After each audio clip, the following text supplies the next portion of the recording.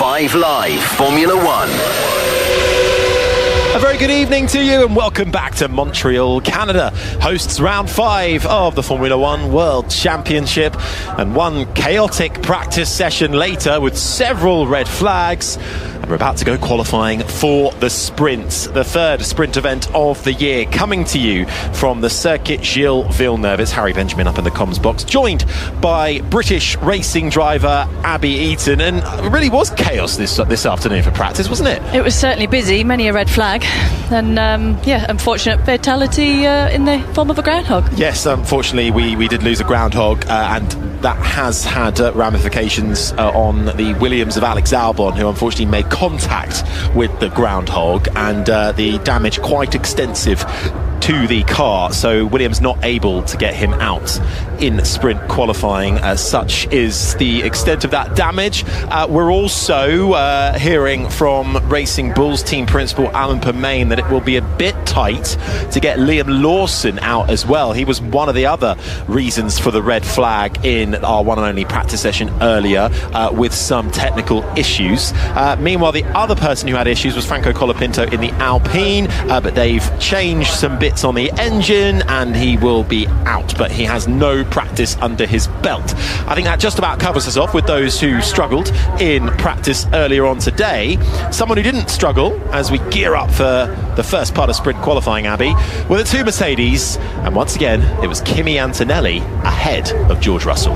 Yeah, the upgrades they brought for this particular round seems to have done the business so far. McLaren lacking a little bit behind, so we'll have to see if they find the extra pace in sprint qualifying. Yeah, it was 2 by 2 for the top 4, with the two Ferraris tucked in behind the two Mercedes, but a fairly sizable gap. Mercedes bringing a big upgrade this weekend. McLaren also bringing a big step in upgrades as well, but perhaps we've yet to see them really get the most out of them. Of course, that 1 hour session, which actually became an hour and 20 minutes because it was extended due to the various red flag situations, wasn't quite enough to get the most out of it. But we didn't see everybody do a soft tyre run either, so that will be interesting to see how it unfolds over the course of this sprint qualifying. And if you are needing a reminder or have no idea how a sprint weekend works, I will tell you this. We're in the 5th season now of sprints in Formula One, and there will be 6 sprint events this year. We've already had 2 of them in China and Miami, this being the 3rd. The British Grand Prix, the Dutch Grand Prix and the Singapore Grand Prix are the final 3 for this year. So change of format for the weekend. As I've said, we only get the 1 practice, then it goes straight to sprint qualifying, which we're about to embark on following that initial practice session. The sprint race then takes place tomorrow ahead of Grand Prix qualifying. It's essentially a 100-kilometre dash to the finish, no mandatory pit stops. Sunday's Grand Prix unaffected, plays out as normal. The way this section of qualifying will work, though, for sprint qualifying, still divided up into 3 sections: SQ1, SQ2 and SQ3, but slightly different timings, the first of which will be 12 minutes long. Now, whilst teams are free to use any of their available tyres in regular Grand Prix qualifying, in this qualifying, sets of new medium tyres will be mandatory in SQ1 and SQ2. Then when we get to the top 10 shootout and the fight for sprint pole, drivers must run soft tyres, but they don't have to be a new set. So interesting when we get to that stage to see how the runners who've not yet had a go on a soft tyre in the practice session fare when we get there. However, the championship leader, Abby, is Kimi Antonelli. 100 points, sits 20 clear of his teammate George Russell at the top of the standings, surely in prime position this afternoon. He's certainly the one to beat, and quickest in free practice 1 as well. We discussed in free practice 1, George Russell is going to be chomping at the bit to try and gain the former speed that he had here. Obviously 2025 Mercedes extremely quick here, and a winner himself, so he'll be chomping at the bit trying to get back into P1 position, but it's all to play for. It certainly is. And what about the track as well? It's one the drivers quite relish, isn't it? Why is it? What makes this a fun circuit to drive?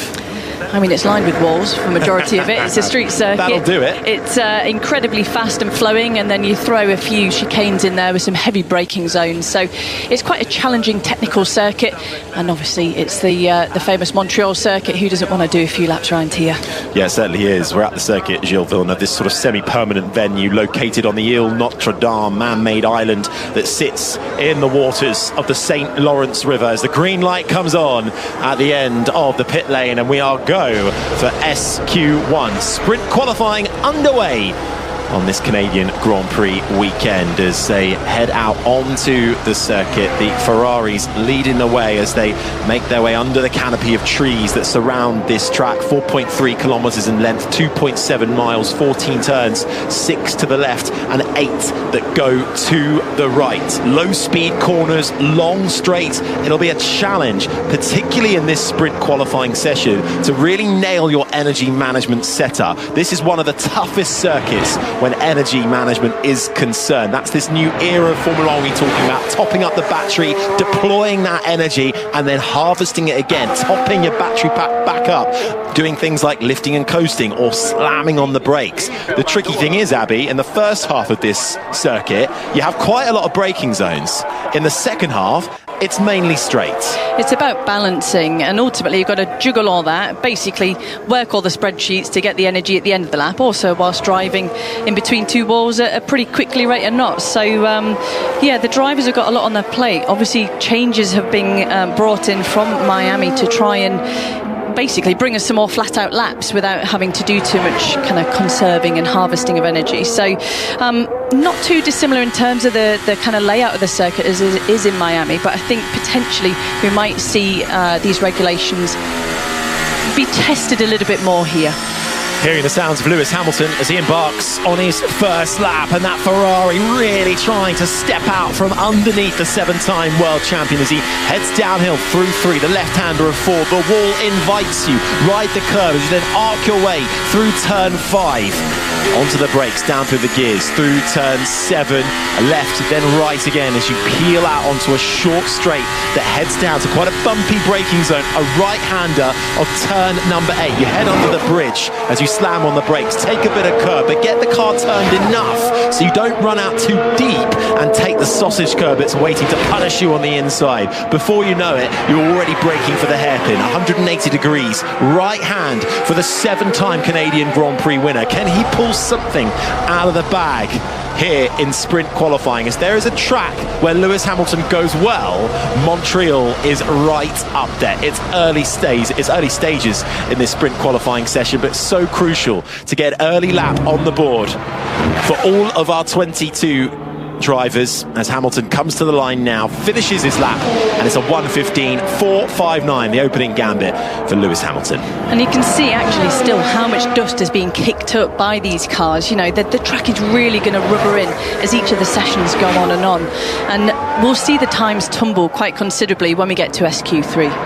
We certainly will. Last year, just for comparison, it was about a 1:11.8 was the fastest Q1 time, so we're 1:15.4, but we're running much earlier this year. We're in May, whereas the Canadian Grand Prix historically has been run in June, so temperatures a little cooler, although right now, sun shining down on this circuit Gilles Villeneuve. Air temperature just shy of 20 degrees Celsius, track temperature exactly 42 degrees C, and the sounds of Charles Leclerc, fastest in the first sector, 10th quicker than his teammate Lewis Hamilton. Only 2 competitive lap times on the board at the moment. It's Hamilton and Sainz in the sole remaining Williams, a 1:17.172 from Carlos Sainz, his teammate Alex Albon.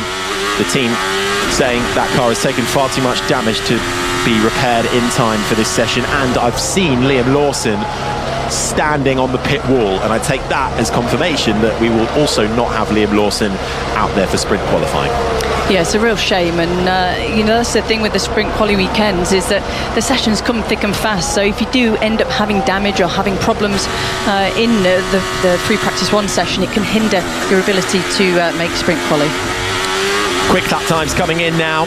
Hamilton still fastest, but Leclerc coming to the line now. What's he got in comparison to his teammate is about 4/10 quicker, 1:15.006. But George Russell running well in the first and the middle sector. Lando Norris, fastest of anybody in the middle sector. That's just been taken away, though, by Max Verstappen, who's now on his first flying lap. The Red Bull driver, upgrades in Miami, a few more this weekend as well. Can Max Verstappen get in the fight early doors here in this Canadian Grand Prix weekend? It's Russell, Leclerc, Hamilton and Behrman the top four, as Norris puts himself up into second, a 10th adrift from George Russell.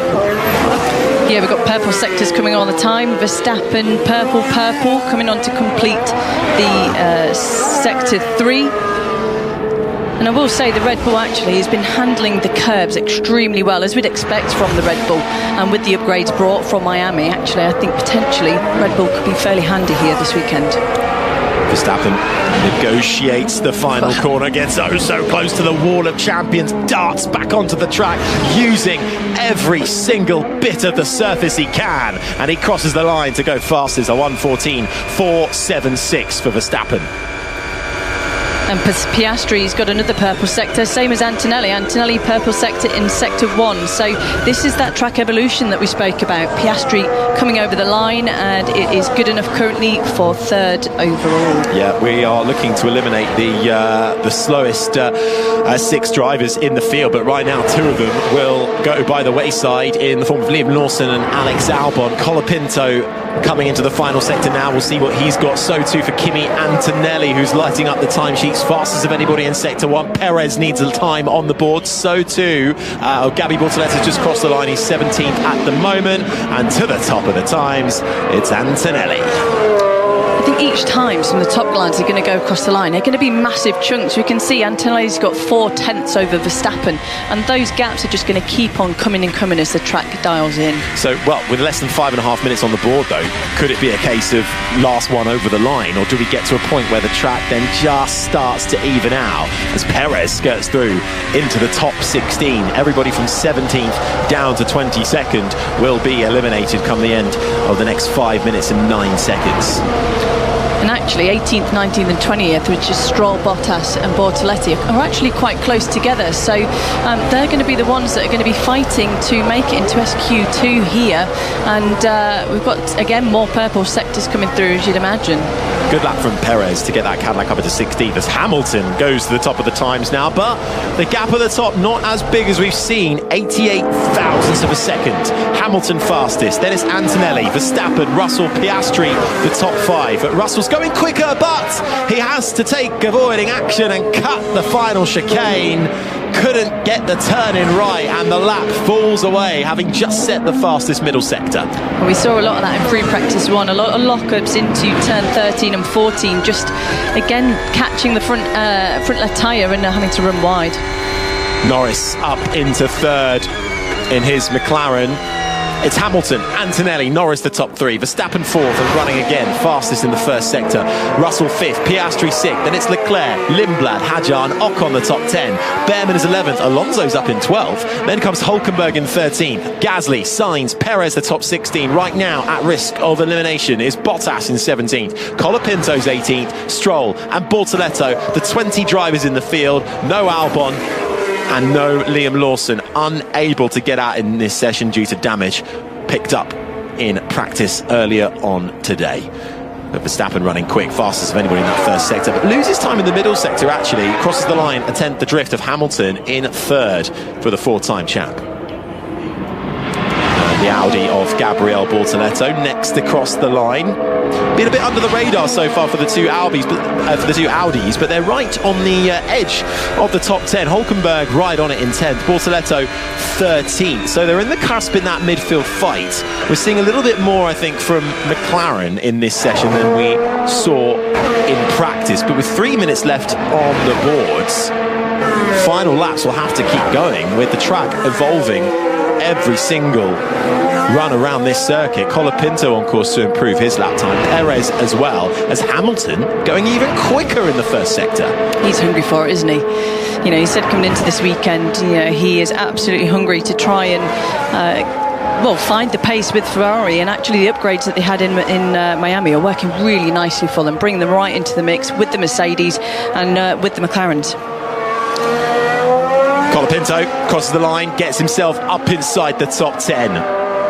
Sergio Perez, it is a great lap. Sergio Perez can't quite get his Cadillac into SQ2, just misses out on the periphery. He'll get another go at it in 17th, but for Colapinto, no running in practice today. Very good so far, only 1.5 seconds off. Yeah, I think that's incredibly impressive. And yes, pre-practice 1 was a little bit disjointed with red flags, but yeah, fabulous.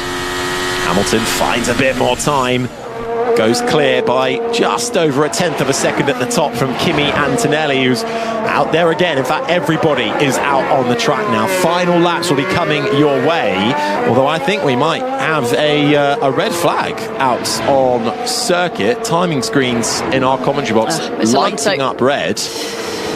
And it's Alonso, you're right, in the wall. That's such a shame. He was down in 14th, whereas Alonso found the wall, I think, is at turn 3. And uncharacteristic mistake, perhaps, from Fernando Alonso. We'll wait and see the replay, but certainly not a familiar sight, seeing Fernando Alonso in the wall during a qualifying session. Yeah, it'd be interesting to see, actually, potentially what's happened there, and where is he on the exit, on the left or the right? It's hard to work that out. I think he is at turn 3. That's a runoff area there, isn't it? I wonder, well, I'll have to get another look. He's getting out of the car now as Fernando Alonso, so with 1:46, the clock is stopped. Everybody returns to the garage, and I wonder if they will actually bother restarting or not, and that is on the entry into turn 3. Yeah, there's some lock-up lines all the way down there. Whether there's been a bit of a snap on the way in and run out of room on the exit, or potential for, I mean, it's a bit of an awkward place to go off there, whether he's just gone straight on with some technical issue. There we go, replay. Talk us through this, Abby. Well, lock-up. Straight away, lock-up. You know, on your entry into there, you want to use every single little bit of space, and potentially on the left, just a little bit dusty, a little bit of debris off track, and that's it, a lock-up and nowhere to escape. Straightens the steering wheel up just before the point of contact, so he doesn't hurt his wrists, but that is a shame, because Alonso was actually running fairly well. In free practice 1, he was 10th? Yeah, but that was on the softs, so this is a really good comparison, medium for medium. I just heard him on the radio there saying, sorry, locked up. Red flag out then, Alonso out of this session as well, and when the red flag was called, it was Hamilton sitting pretty in SQ1, a 1:13.889, just over 1/10 clear of Kimi Antonelli. Verstappen 3rd, Norris 4th, Lindblad up in 5th for Racing Bulls, Hadjar 6th, Piastri, Russell, Leclerc, Franco Colapinto the top 10, then Carlos Sainz in 11th, Nico Hulkenberg 12th, Esteban Ocon, Fernando Alonso was 14th, Bortoleto and Behrman the top 16.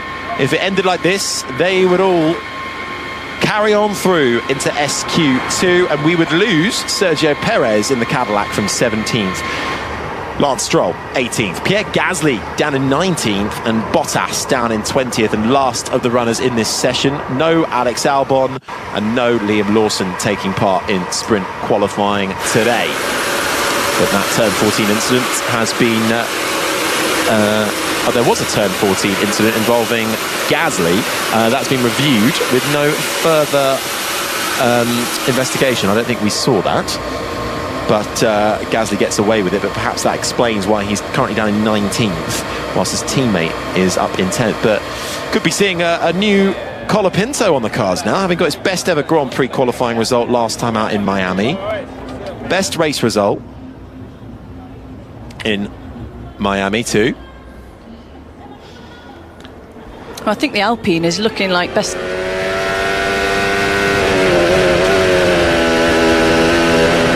A very warm welcome to those on Sports Extra joining us towards the end of this first segment of sprint qualifying. on the Canadian Grand Prix weekend. It's round 5 of the Formula One World Championship. Kimi Antonelli for Mercedes leads the way in the Drivers' Championship, 20 points clear of his teammate George Russell. But right now we're under a red flag because Fernando Alonso's Aston Martin, a lock-up at turn 3, saw his Aston Martin Honda head straight for the wall. He's out of the car, back in the garage. He's fine, but with 1:46 stopped on the clock, we're looking to eliminate, well, what will be the slowest 4 drivers out of the 20 that are taking part in this session. It would normally be the slowest 6, but we won't have Liam Lawson or Alex Albon taking part in today's session due to damage from practice earlier on.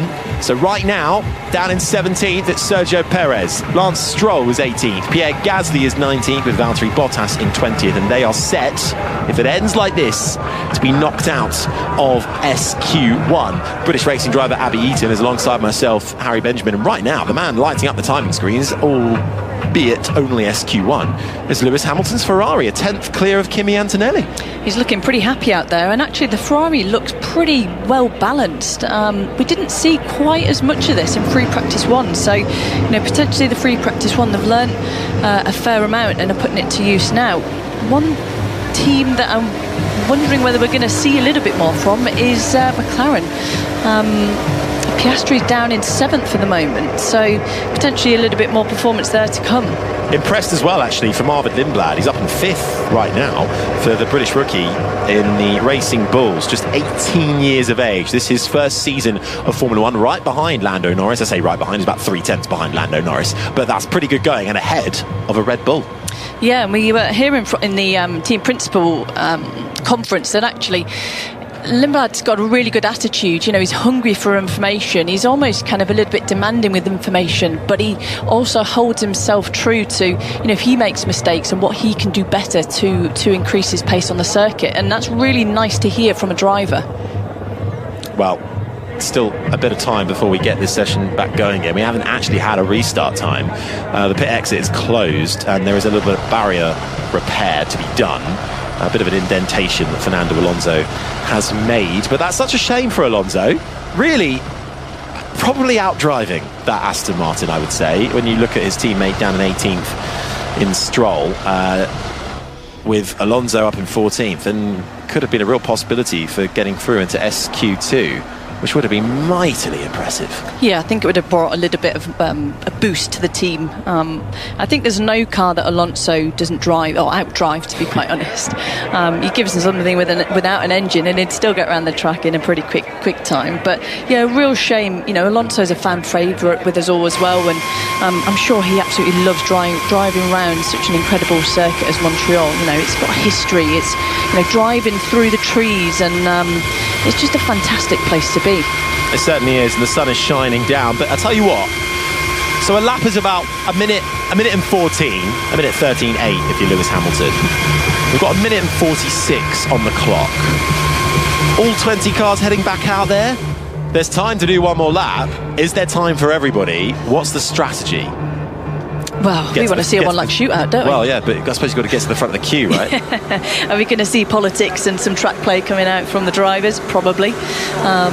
But yeah, I think it's all to play for the 17th, 18th, 19th, Perez, Stroll, Gasly and Bottas. I think they've got it all to play for to get into SQ2. I wouldn't be surprised if maybe a Sergio Perez might be able to pull something off here and squeeze into SQ2, and that would be a mighty feat for Cadillac, who are the newest team on the grid right now. Indeed, their best qualifying so far has been 17th in the Miami sprint last time out, and that was Sergio Perez, who was actually having a great run of it in Miami. Had a really nice battle with Fernando Alonso all weekend long, and was just pipped by Alonso right at the very end in the Grand Prix. And in terms of sprints, well, the man who has pretty much got all the sprint records, you'll be surprised to hear, is Max Verstappen, looking for an 11th sprint pole. And if he can take victory on Saturday afternoon, it will be a 14th sprint win he will look at. But now we're getting a bit of action down at turn 3. The recovery vehicles have arrived to try and straighten out and fix the dented barriers that Fernando Alonso found. Yes, we're on board for another replay here. The lockup is, is pretty instant, and what the team will be doing there is just trying to move the barriers out. So how the barriers usually sit, you'll have the barriers in front, you'll have a little gap, and then another barrier and another barrier, and basically it's just condensed them all together. So they need to reposition them to make sure that the barriers actually have some absorption effect if they are needing to be used again further in qualifying or over the weekend. Still no time yet from race control as to if we'll get or when we'll get a restart, but I think we will, and it's not going to be easy to A, get a clean lap, to B, find more time.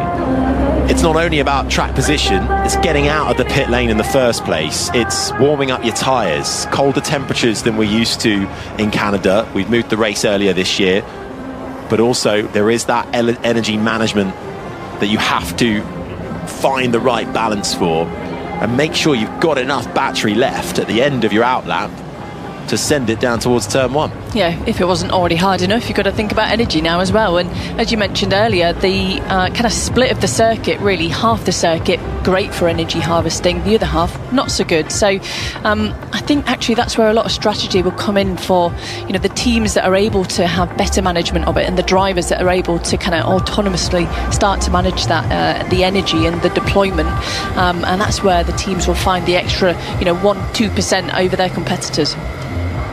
Just getting some pictures of the Haas of Esteban Ocon, who's up in 13th at the moment. He was one of the drivers that found himself a little bit in trouble in practice earlier on, and a bit of a bizarre incident really, which we're suspecting wasn't entirely driver error, but either way he found himself in a spin, hit the wall and lost his front wing, made it back, and it looked like it was just a front wing change, no other damage. He's actually ahead of teammate Behrman, running well at the moment, 1.8 seconds off. It's actually the gap between from 10th down to 17th is really only a few tenths of a second separating all those guys.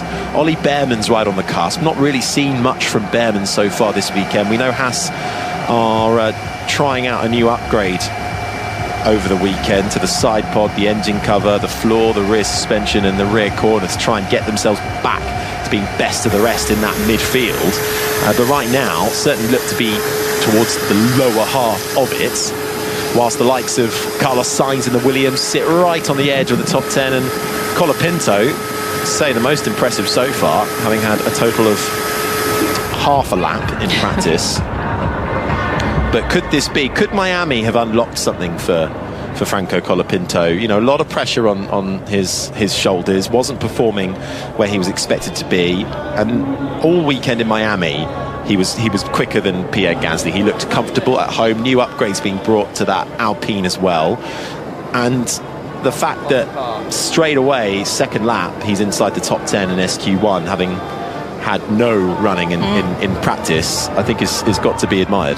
Yeah, and actually weirdly, because he's done so little in through practice one, his first lap, 2 laps here, that's kind of his base level. So whereas the other drivers have gone out and they've tried to get on the power a little bit earlier in this corner, had a bit of a snap, had a lock up here, that affects how you approach a corner, whereas he's basically taken to the circuit that's been rubbered in that little bit more, and so he's going to start from this level, whereas the other drivers have had to build up and find that level of grip with a circuit that's constantly evolving. So actually he'll be feeling really confident in the car in that particular moment because of where the track's at.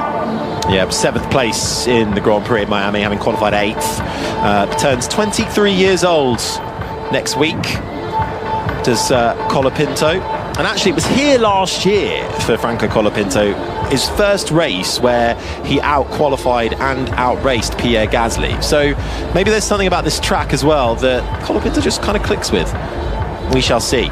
Yeah, and it does happen for drivers. There'll be certain circuits that you think, on paper, I'm probably not going to get on with this circuit, and actually, for whatever reason, you turn up and you absolutely love it. And there'll be other circuits where you think, I should be loving this place, and it just doesn't gel. But, Colapinto is super impressive, and, the same as Kimi Antonelli, we spoke about him in through practice one. He's still very young. He's actually got a lot of kind of pressure on his shoulders, really. He's put a marker down for this year. qualified on pole for 3 races, won the 3. He'll almost feel like everyone's chasing him. So I've been really impressed with how he's been dealing with the pressure over the start of the season. Antonelli looking for a second sprint pole in his career, now with 3 Grand Prix poles to his name consecutively. 3 victories in a Grand Prix consecutively. If he does the double this weekend when it comes to the Grand Prix, he'll become the first driver in Formula 1 history to achieve his first poles and wins in consecutive races. Took his maiden podium here in 2025 as well. So that word momentum, we say it a lot, but it has an impact, and it could well prove in his favour. Russell down in 8th, but I think that red flag coming at a not the most opportune of moments for a few drivers out there who had to rather abandon some laps. Estimated time of SQ1 resumption. I never like it when they say estimated time. That means they're not quite sure. It's 4:59 local time, so hopefully about 4 minutes. Yeah, that'll be enough time. Looks like they were just about done buffing out the barrier.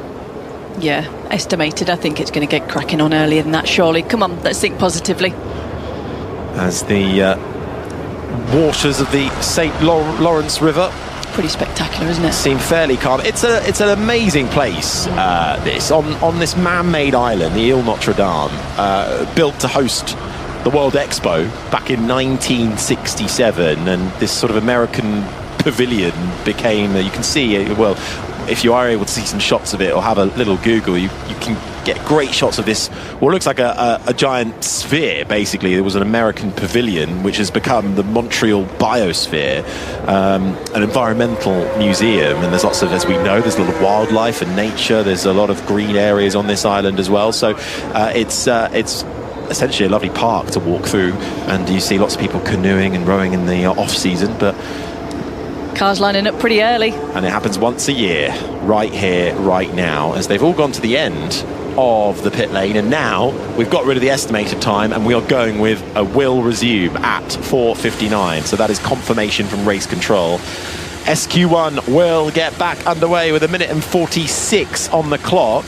And Hamilton hasn't made it to the front of the queue, but he's 3rd, and he's left himself a bit of a gap ahead of him. I think it's the 2 Mercedes in front of him. We'll double check. But this Hamilton, at the end of the day, he's pretty safe. It's those further down in that midfield battle. Even your George Russells, your Charles Leclercs, your Oscar Piastris, 7th, 8th and 9th. All it takes is for a few good laps from some midfield runners behind and a couple of mistakes perhaps for those 3 that I just mentioned, and suddenly it could be looking a bit dicey. Yeah, and you can see the difference with those that have lined up where they're favouring track position and those that are still sat in the garage with the tyres still under the tyre blanket. Ultimately, they're going to be sat there for 3 minutes, so tyre temp is going down, and they're going to have to work really hard on that outlap, as well as trying to conserve the energy, keep track position, to make sure those tyres are in the perfect operating window. Those that think they're properly secure, such as Leclerc, I think we saw there with his tyre blankets on, he's going to wait and keep as much temperature in those tyres as possible, but he's still, he's 9th, he's still not out of the woods yet. We saw how tight it is in that midfield, but he's favouring keeping that tyre temperature over track position. But this is the point, you want to get out and get round as quickly as possible. You need to cross the line with still at least a second on the clock. Yeah. And while quick laps are being done in a 1:13.8 through to a 1:15.8 to get yourself through into SQ2, so you've got to be quick about it. As soon as that light comes on in less than 60 seconds time, it will be a fight to get through into the top 16, final flying laps, and we'll see who decides to risk it all. Here's Hulkenberg. It's going to be very tight. Yeah, everyone's going to be pushing, and not sure how many cars will actually get it. Yeah, Nico Hulkenberg on the radio there, talking to his engineer Stephen Petrick. Will there be some disappointed drivers in about a minute's time? I think there probably will be. Drivers are their own worst or harshest critics, so Yeah, it's going to be a little bit of strategy as to... We still don't know actually who's... Oh, there we go. We've got it at the front. Oh, it's the Williams of Carlos Sainz, followed by the Aston Martin of Lance Stroll. And then there's a gap to Lewis Hamilton, just sitting idly behind, holding everybody else up. Wily. He knows what he's doing. He's got a few Grand Prix under his belt, as old Lewis Hamilton. 7 times a winner here, 6 times a pole sitter around this circuit, Gilles Villeneuve, where he took his maiden Grand Prix victory. We're back underway already, 1 minute and 28 seconds on the clock. The first 2 fly away. Hamilton not in a rush to get out of the pit lane, and everybody follows suit, and now you get the dicing. Chaos begins. As they try and overtake on the pit exit, going side by side further in the mid-pack, and now it'll be a case of find yourself gap on track, warm up your tyres, top up your battery, and still cross the line in time to do one final flyer and don't make any mistakes. And if you're Sergio Perez in a Cadillac, who's right on the cusp of getting through into SQ2 for the first time in Cadillac's career as a Formula One team, and you've got 4 to 5 cars all lined up in front of you, including your teammate, you're probably not that happy about it. Yeah, we can see by the body language of the cars, they're all really, really trying to get as much energy on board to have this one crack at the whip, to put this lap together to try and get into SQ2. Okay, it'll be those right on the cusp that have the most to gain or lose. Down in 13th is Ocon, 14th is Alonso, but he's out of this now, having crashed in the wall. Bortoleto 15th, Behrman right on the bubble in 16th, Perez is 17th. Everyone from 17th down will be eliminated in the next 11 seconds. Stroll, Gasly and Bottas all vying to find something as Carlos Sainz crosses the line with 7 seconds to go and heads down to turn 1. Half the field aren't going to get a go. Hamilton doesn't make it. The clock has counted down to 0. Only Sainz, and did Stroll get across? He did. Only Sainz and Stroll got across. That has been timed so badly by the majority of the field, who did not make it. Only 2 cars did. Can they improve? They don't really. Only Lance Stroll has got anything to gain here, and Ollie Behrman with something to lose. Can Stroll, with the sole remaining Aston Martin, find anything in what could well be one of the, well, is only one of 2 of the slowest cars on the grid? Lance Stroll down in 18th. Can he work miracles at his home track? 91 Q1 eliminations in his career. He holds the record. And for Lance Stroll, good memories here though. His first F1 points back in 2017. In fact, his most points finishes have come here in Montreal. But I don't think it's going to happen. And even Sainz bails out of it as well. What a disappointing end to SQ1. Well, the checkered flag is out and we've lost Sergio Perez, Stroll, Gasly and Bottas. Albon and Lawson did not make it out for sprint qualifying. And that's SQ1 done, Abby. Yeah. A bit of a damp squib, really. Yeah. Sorry, I tried to sell it and then there was nothing to sell. Get to do it all again in a May. It's all right.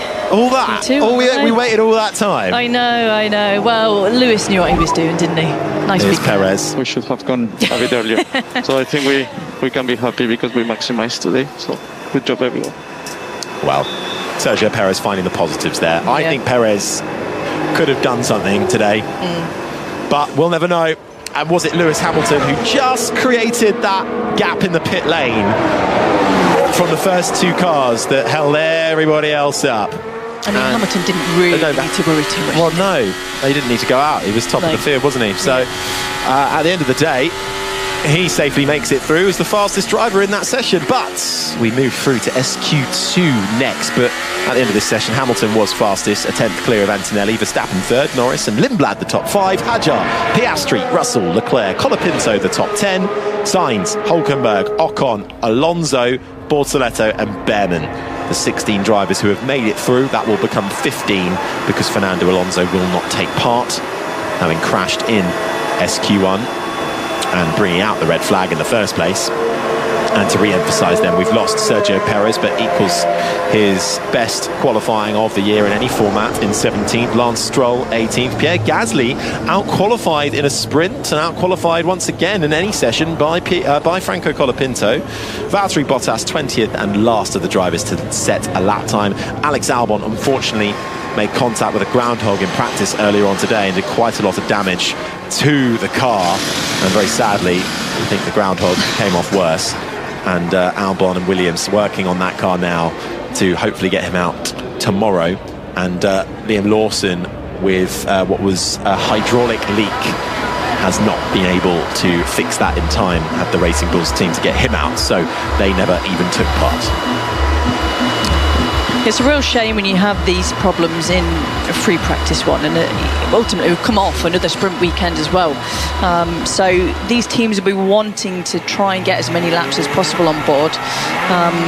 You see a replay of squeezing coming out of the pits there. Pierre Gasly on a mission. A replay from SQ1. 4 cars overtaken. Love it. On the pit lane exits.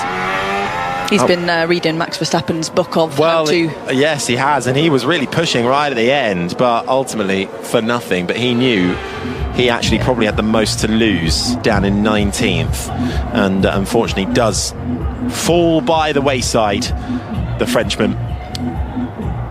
That leaves us with 15 cars remaining, with no Alonso either, but he does make it through into SQ2, so that is something for Aston Martin to smile about, and I don't think there'll be too much to fix on that car, having gone in fairly straight into the wall for Fernando Alonso, who performed well then in there. I think Arvid Lindblad, top 5. I think that's mightily impressive if he can carry that through a track that he would have never raced at before either. You forget there are drivers still turning up to these tracks that, you know, they weren't alive when Fernando Alonso was winning a World Championship, and they certainly haven't driven these tracks. No, and it's really, you know, coming from the back of Miami, actually a similar-ish circuit in terms of, you know, some of the areas where they're just lined by the walls. You know, it's essentially a street track in some of the sectors of the circuit, and you know, some drivers really enjoy a street circuit in comparison to, you know, say Silverstone, for example, where they're super wide, super open, loads of runoff, and you know, maybe Lindblad and Colapinto just really warm to those kind of circuits. Did you ever have any circuits in the series that you've raced where you rocked up and you were like, yeah, this is my track, I always ran well here? Silverstone, to be fair. Yeah, I enjoy it. It was my home circuit, so I've done a fair few laps around there. And probably my favourite circuit, you know, I've been really lucky. I've driven, you know, circuits like Singapore, you know, been to Spa-Francorchamps, but actually one of my favourite circuits is good old Alton Park. Oh yeah, in the UK, in Cheshire. Yeah, what a fantastic circuit that is. And always went well then? Yeah, always went well. And what about the other way? Was there any that were just an absolute nightmare for you? Not in terms of kind of a nightmare, but ones that I didn't really enjoy was probably... I won't take you back to Austin.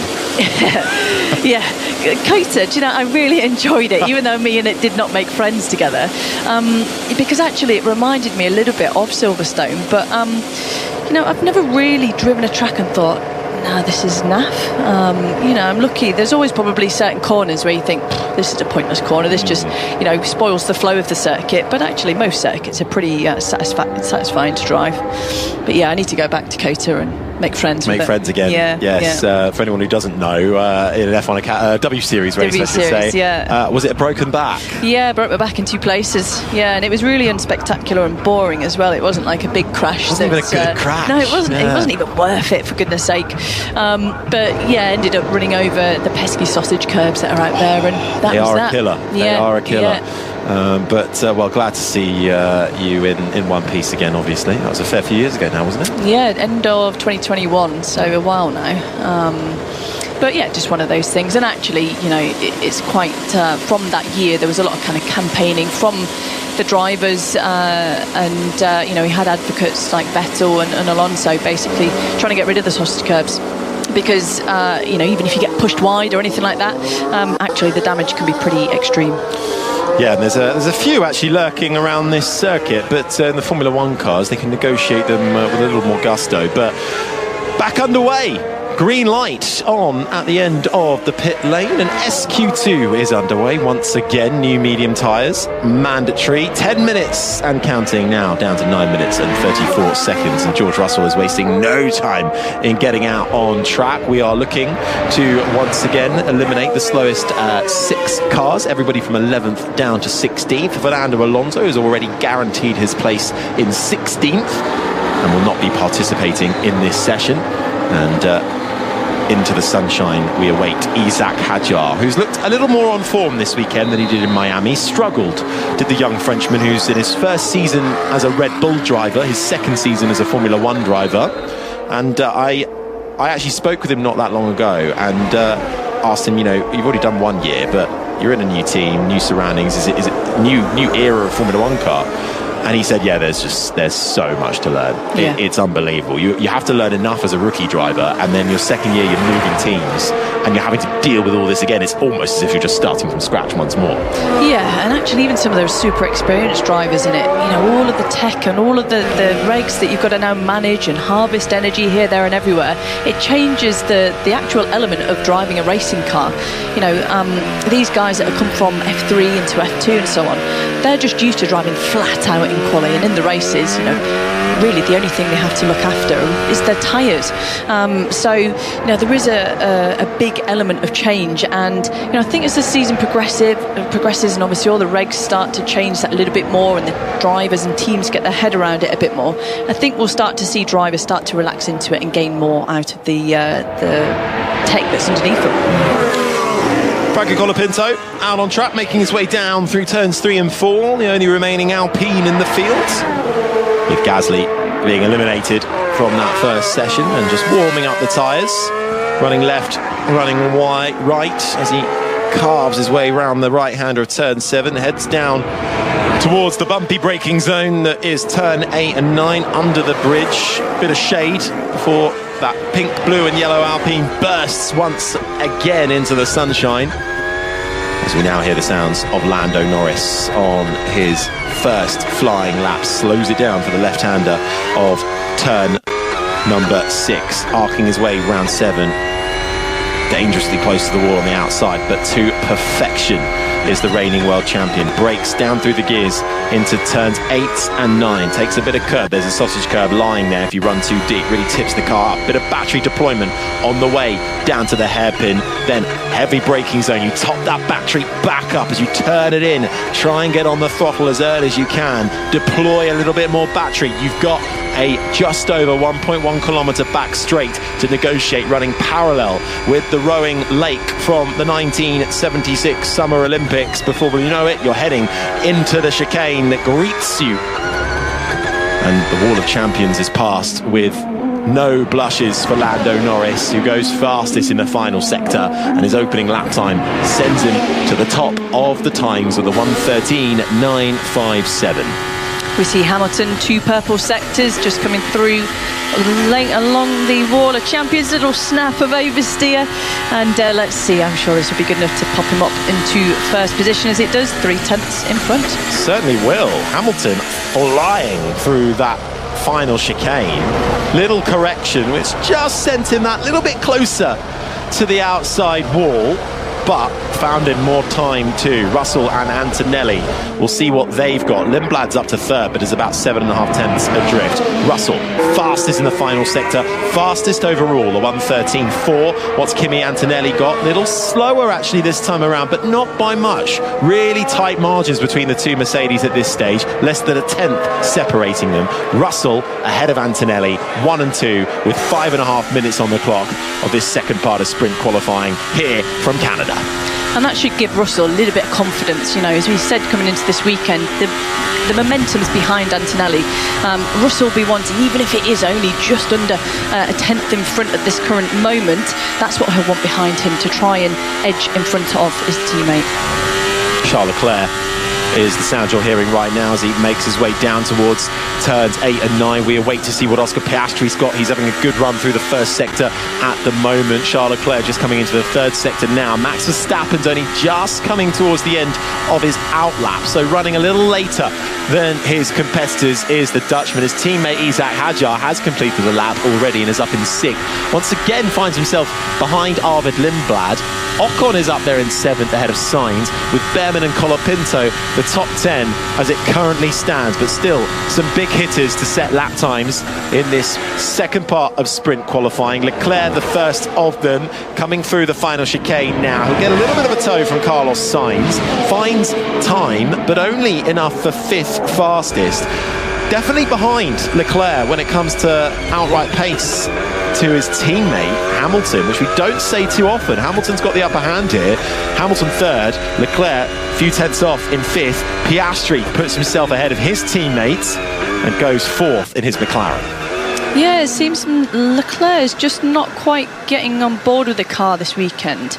Potentially with the upgrades that have been brought, potentially he's just not gelling with it quite as well as Hamilton, because when we see Hamilton on track, he just looks like he's absolutely alive with the car. The car looks alive, it looks like he's having fun with it, he's chucking the car around, and I think that's why we're getting that extra bit of pace out of it from the Ferrari. Well, lap times continually improving here, and Russell has the fastest, a 1:13.466 ahead of teammate Antonelli. Then it's Hamilton, Piastri, Norris has come back into the pits from 5th. Leclerc 6th, Lindblad 7th ahead of Hadjar. Bortoletto's up there in 9th for Audi, ahead of Esteban Ocon, who currently rounds out the top 10. Sainz is on a lap right now. He's 11th. Will he improve as he comes across the line? He does, and puts himself up into 9th. That puts Ocon down to 11th. Behrman behind him. Colapinto running well in the first sector. Let's see what the Argentine has got. So too is Nico Hülkenberg in 14th in the Audi, who's coming out of the final corner now. You can hear the grunts of that Audi engine as he heads over the line, but he finds time, but stays put down in 14th, only ahead of Max Verstappen, who is only now just on a proper flying lap. He must have had time already to do one, and I wonder if he made a mistake somewhere or he needed a couple of warm-up laps. That first sector, though, is not much to write home about in the first half of it. Finding time towards the end of the first sector, starts the middle sector off really well, and he is half a second up on Gabriel Bortoletto to get himself up into the top 10 as Hamilton's going again and going even quicker in the first sector, but that's immediately taken away from him by George Russell. It's all going on. We're looking from one screen to the other. It's just constantly changing. And Verstappen is just coming through to complete the lap. Where's he gone up to? 9th overall. Oh, takes a bit of grass on the exit as well of the Wall of Champions. And does find time, but only puts himself up into 9th. A couple of tenths behind teammate Hadjar. So Verstappen not quite finding the rhythm in SQ2. Hamilton next across the line by a thousandth of a second goes to the top of the times. There's 1:45 left on the clock. It's Russell, though, who's flying through the first and the middle sector. Leclerc improves and is within a tenth of his teammate, but that is still only 4th place. The top 4 separated by 89, less than a tenth, essentially. It's incredible. And now George Russell decides, no, that's not right, and puts 4 tenths between himself and Lewis Hamilton. Russell to the top of the times. The Mercedes looking like it's working extremely well with the upgrades on it, and bit of a marker there from George Russell. Very, very impressive. Those at risk then, with a minute on the clock. Final lap times. Verstappen's 9th, Sainz 10th, Bortoletto at the moment looking set for elimination, down in 11th. He's making his way to the line now. What's he got? Can he find his way into the top 10? He can, but he doesn't give himself much of a buffer. It's 10th for the Audi driver. Sainz down to 11th. Can Sainz have another go here? He's on an outlap and coming into the final sector now. Might get time if he gets on with it to give himself one final flying lap and a chance of a top 10 in the sprint race tomorrow afternoon. Colapinto's running again too, down in 12th. The same for Esteban Ocon and Ollie Behrman in the Haas. Nico Hülkenberg too, right now 15th and last of the runners. As Max Verstappen complaining of, I think, some more instability on board his Red Bull. Not happy 9th and behind his teammate and back into the pits. They don't think they're going to improve. The top 6 are all in the pits as the clock counts down to 0. Hulkenberg up into 10th, knocks his teammate out. What a lap from the Audi driver. Can he hold on to it? Colapinto will be next to try and find his way through. No laps in practice, out qualifying his teammate Pierre Gasly. Will he get into the top 10? No, he just misses out. Takes the flag in 12th. Ocon takes the flag in 14th. Will Carlos Sainz find time? He's in the middle sector. Behrman will be next across the line. Not seen too much from the British driver in his second season with Haas, and he won't improve either and is out qualified by teammate Ocon. The two Haases 14th and 15th. So only Carlos Sainz now can improve here and could knock Nico Hulkenberg out. And right now he's set to do so. And poor old Nico Hulkenberg has been 11th in almost half of the qualifying sessions we've had this year so far. It's a bit like Charles Leclerc liking 3rd, isn't it? And Hulkenberg liking 11th. What a shame. 11th is almost the worst position you want, though. But for Carlos Sainz in the one remaining Williams, just a couple of meters till he gets to the line, and he does displace Hulkenberg, but it's not by much. He finds 48 thousandths of a second, and Sainz gets that Williams up into the top 10. Hulkenberg is knocked out along with his teammate Gabriel Bortoleto, and for Hulkenberg that will be, if everything stays the same, a 4th time he has started 11th this year out of a possible 7 times, and I'm including sprints and Grand Prix there. So 4 times now for Nico Hulkenberg. He has seen that lucky number 11. I'm not sure he'll call it lucky. I think Sainz will have been sweating a little bit in that last sector, because you saw halfway through the lap as sector 2, he's 2 tenths up, and then as he came to cross the line, that margin had gone down a lot. Behrman just saying sorry, it was a bit messy there.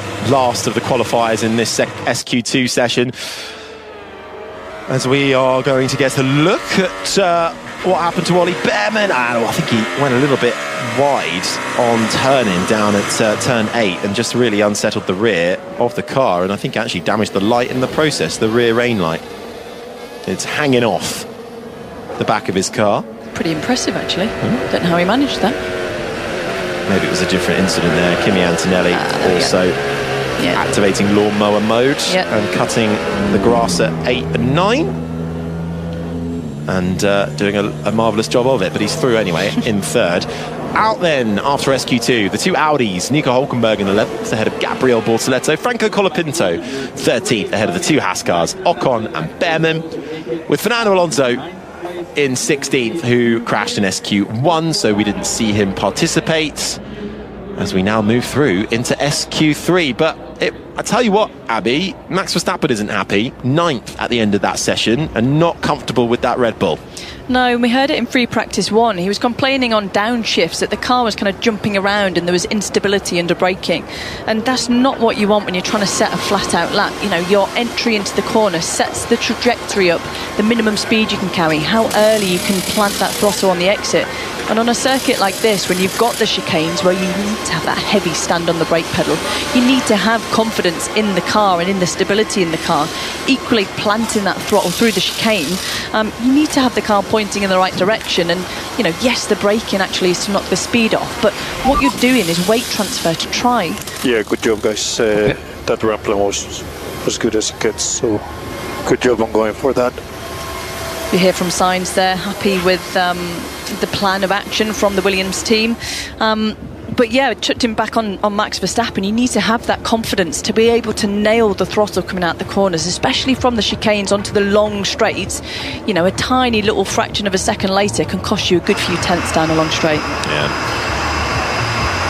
But considering, I think for the majority of drivers here, who would just be pleased to have had a clean session, and what we often see sprint races turn into, if you're not in the fight for those top 8 positions where points are handed out, it just effectively becomes another test session, another practice session for them. So unless you can nick a point or 2 for those further back, now it becomes a case of exploiting those laps for data and what it brings you with new upgrades, which we're seeing A heavy amount being brought by pretty much nearly everybody, bar Aston Martin and Ferrari, who did bring a big upgrades last time around in Miami and continue to develop those further into this weekend. SQ3 will start in 2 minutes, by the way. So this is an 8-minute session. It's the top 10 and the fight for sprint pole. Drivers have to run soft tyres, but they don't necessarily have to be a new set. Now, there are some drivers, though, who haven't had a go on soft tyres, so this will be interesting to see how everybody gets up to speed straight away. Yeah, and now the track has rubbered in that little bit better, actually. I think we'll find drivers taking a little bit more risk. Ultimately, they've got to qualify again tomorrow and so on for the main race. But this is where drivers that really enjoy the ballsy circuits, the ones where they're lined with walls, you know, the flat out corners, this is where we'll see them come into their own. And actually, we've already seen from Lewis Hamilton the pace he's had on the mediums, and he thrives off circuits like this. So it'll be interesting to see whether Hamilton can actually challenge the Mercedes for the top spot. Who's your prediction then for sprint pole? Come on, give me a name. I'm going to go with George Russell. Okay. Yeah. Unfortunately, I would love to see Kimi Antonelli carry that momentum, because I think it's been really excellent to see. But George just seems to... It's easier to chase than it is to be chased. Yeah, absolutely. I'm going to go with Lewis Hamilton.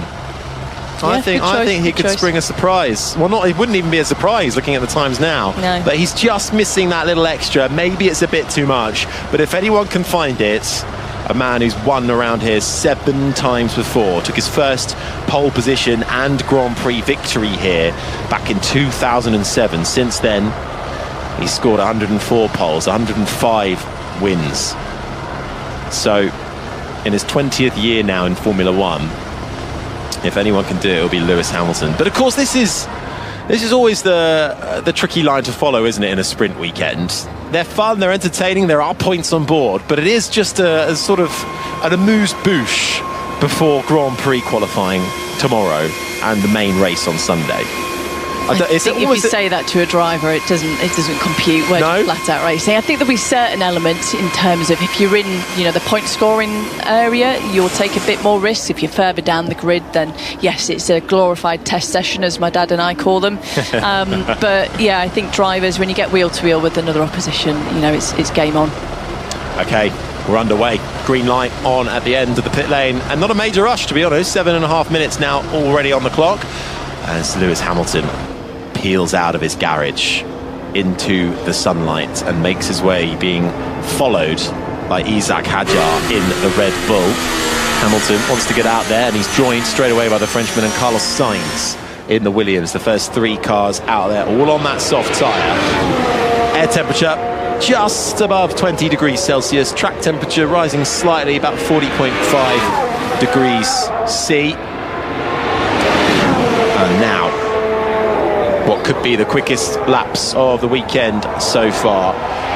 Quickest lap last time for George Russell in SQ2, we saw a 1:13.0. Could we dip into the 1:12s? A reminder, Q3 last year, different time, different car, a 1:10.8 by George Russell. So we're a couple of seconds away from that at the moment, as we hear the sounds of Isaac Hadjar warming up his tyres. And again, as we've touched on earlier on, a lot of things to do on the warm-up lap. You've got to think about the tyres, you've got to think about getting the energy in that sweet spot, and ultimately you need to be getting ahead into the zone to tackle Sector 1 with as much gusto as possible, to set yourself off on a really good lap. 9 consecutive Q3 appearances for Isaac Hadjar, going back to last year in his rookie season for Racing Bulls. Got the promotion this year to replace Yuki Tsunoda as Max Verstappen's teammate. And has so far fared well, although Miami saw a few chinks in the armour for Hadjar, but has looked fairly close as a big slide from Lewis Hamilton's Ferrari coming out of turn 2. And then a quick change of switch on the steering wheel, and I think he's backed out straight away and will go and save the tyres, top up the battery and have another go at it next lap around. And actually that came from the entry of turn 1. You saw him actually have 2 stabs at that left-hand turn, almost as though the initial turn was a little bit too helpful for him, which meant he was slightly offline for going into turn 2, and ultimately too much lock, too much power, and the rear of the car wants to have a slide. George Russell embarks into that left-hander of turn 1, and then you briefly get a bit of shade from the trees overhanging at turn 2, and then uphill slightly kinks towards the right, down towards turn 3. Still on an outlap is George Russell, just weaving left and right, making sure his tyres are fully up to temperature. Now, gonna get another look at Lewis Hamilton's opening lap, and yeah, had to have a couple of goes at it, didn't he, into turn 1. And then it was the exit of turn 2. You could hear the wheel spin as he saves the car from stepping out. And he's not the only one to have problems down at turn 1. Carlos Sainz has to immediately bail out of his first lap, cuts the chicane and rejoins the track in an appropriate manner. Okay, take 2 for Lewis Hamilton, down towards turn 1, chucks it into the left-hander, slows it for turn 2, still looks a little hesitant coming into the right-hander, but carries the speed, and this time carries on down towards 3. Yeah, much better traction out the corner there, and really important because once you get through the chicane, a decent drag down to turn 8 and 9. Hamilton looking for a 3rd career sprint pole. Of course, it was China a year ago where he stood on the top step of the sprint podium for Ferrari. Couldn't manage it in a Grand Prix scenario, and how quickly things change in Formula One, how long ago that seems. But back for a 2nd season with the Scuderia, with no plans to retire anytime soon at a track he knows well and he runs well at. Hamilton seems to have turned the wick up when it comes to qualifying for the sprint race, which is what we're watching right now. And he's fastest through the middle sector. Hadjar has the fastest first sector. That's just been taken away actually by George Russell in the Mercedes. Is the writing on the wall though when it comes to the Mercedes? If anyone's going to put up a fight, it will be Hamilton, it will be Verstappen too. Hamilton sets the benchmark time, a 1:13.411. So we saw in SQ2 13.4, and I think the times are going to tumble more than that. To the line next, Max Verstappen, just under a 10th away from Hamilton, but it's Russell who is lighting up the time screens.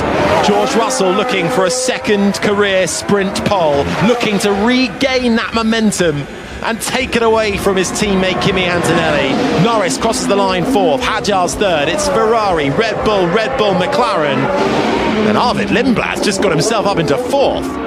What a run for the British rookie, but Russell will go to the top of the times by 0.2 of a second with 2.5 minutes left on the clock. It's Russell to beat right now, but we've yet to see what Kimi Antonelli has in store for us. Neither for Charles Leclerc, who will cross the line now in his Ferrari, down in 6th. I think Antonelli's looking slightly down as he comes to cross the line. Yep, only good enough for 3rd, 0.3 to find.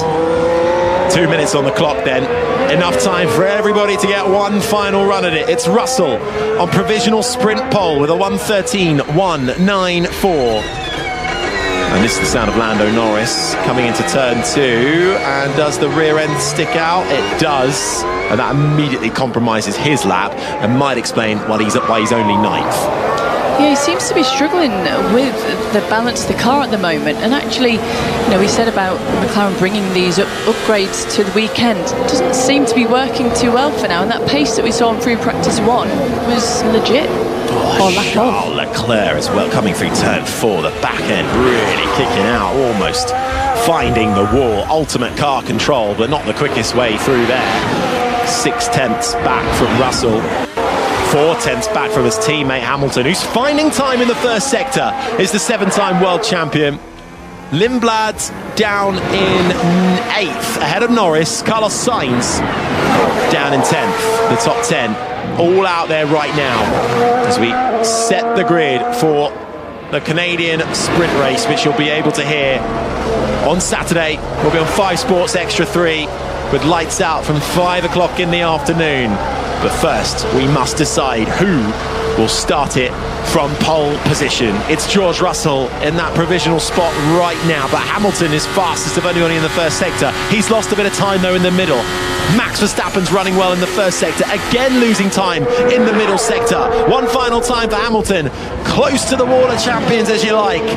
He comes out unscathed, he crosses the line, he improves his time but stays in second. Russell lives to fight another day. Can anyone find a way through on George Russell? Can his teammate improve as well? Kimi Antonelli will get one final go at it. It's been an okay first sector for Antonelli, but he's not lighting up the times. Verstappen to fourth. What about Lando Norris?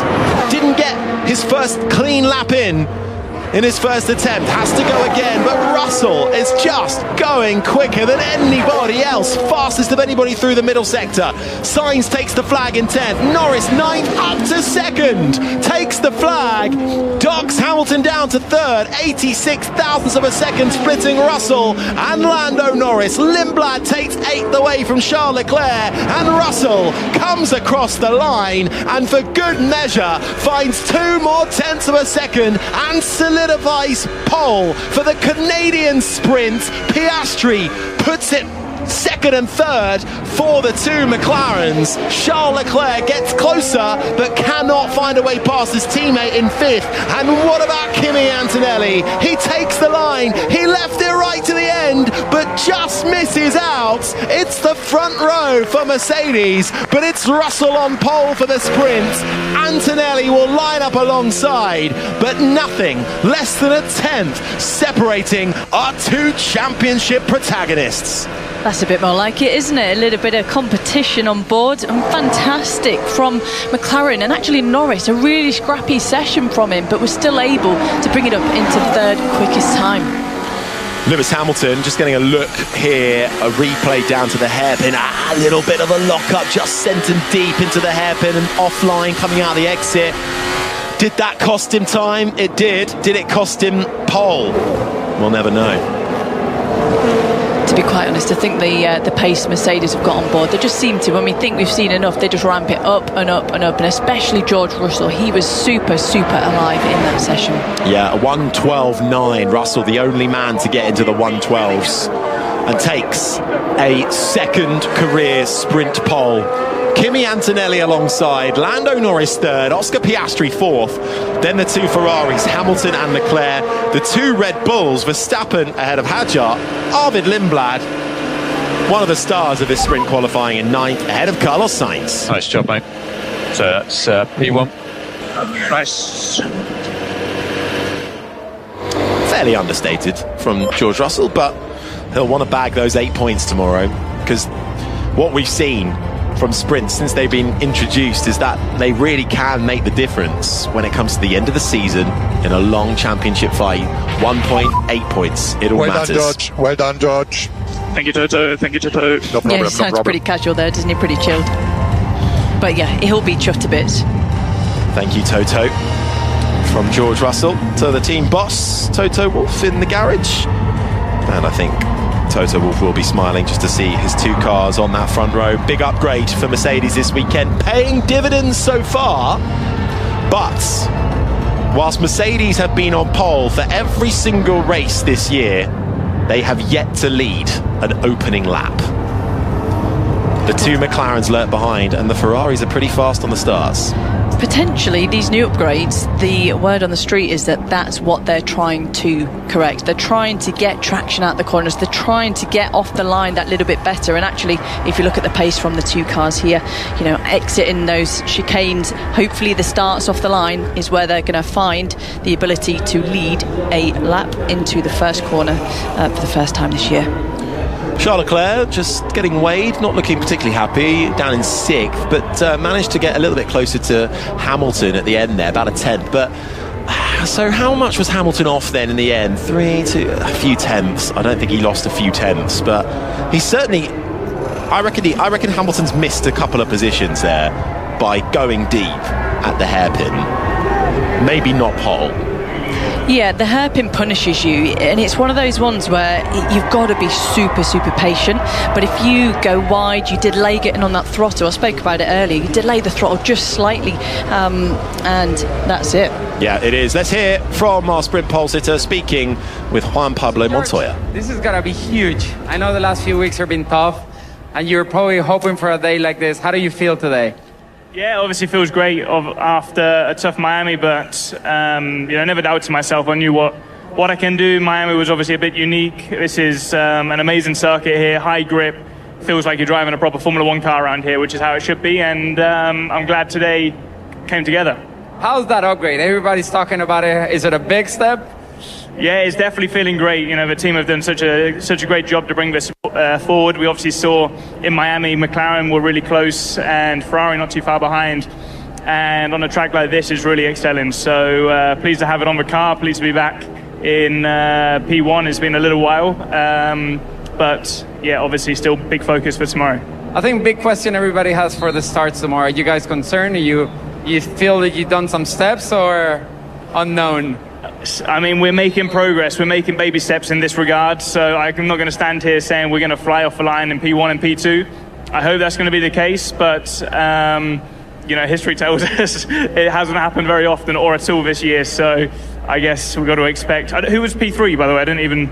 That's a good question. Okay, okay. So if it's one of the... Norris, okay. Lando was P3. So they've been making good starts. So let's see tomorrow. But as I said, good first day. No, it's really good. Congratulations again. Thank you. Appreciate it. Thank you. George Russell, your pole sitter for the third sprint of the year. And Abby, before we sign off then, well, George has done the first bit of what he needs to do in turning that pendulum back around. Yeah. But how easy is it going to be in the sprint race? I think he's got that psychological advantage now. I think that's him being like, right, I'm back. I love this track. We went well here last year, and let's see what they can do in the sprint race. Well, that just about does it from us then, as George Russell poses with the Sprint Pole trophy and the sun shines down on the circuit Gilles Villeneuve. We will wrap things up here. It will be George Russell who starts the sprint race from pole position. Alongside him will be his teammate Kimi Antonelli, and you can join us for the sprint race in full. We'll be on air from 4:55 on Saturday afternoon ahead of lights out at 5 o'clock, and that will be over on 5 Sports Extra 3. My thanks to Abby Eaton. We shall see you tomorrow then for the third sprint of the season.